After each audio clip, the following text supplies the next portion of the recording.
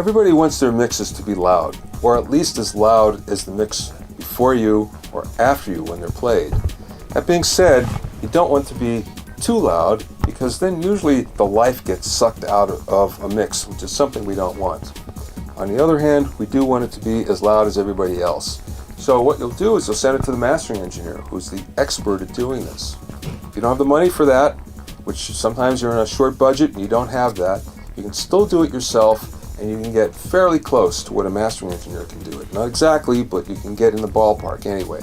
The way to do that is across your mix bus, you add a stereo compressor. And you don't hit it hard, just a dB, 2 dB, 3 dB, something like that, at only a 2-to-1 ratio or so. But you'll crank up the gain of the track on the output. So in other words, you take your output control and you crank it up. That's where you get the level. However, if you crank it up too much, what you'll find is all of a sudden you have overloads on the master bus, which is no good.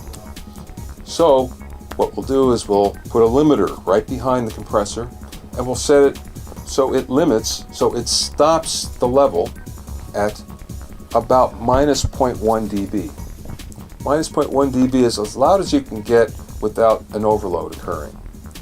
If you're actually going to encode for online, so you're doing an AAC, you're doing an MP3 file, you're doing a FLAC file, something like that, what you want to do is you want to set it a little bit lower than that, so minus 1 dB. But you'll find if you do that, you'll get a very loud competitive level. It won't be as loud as a mastering engineer can get it, but it'll be pretty good.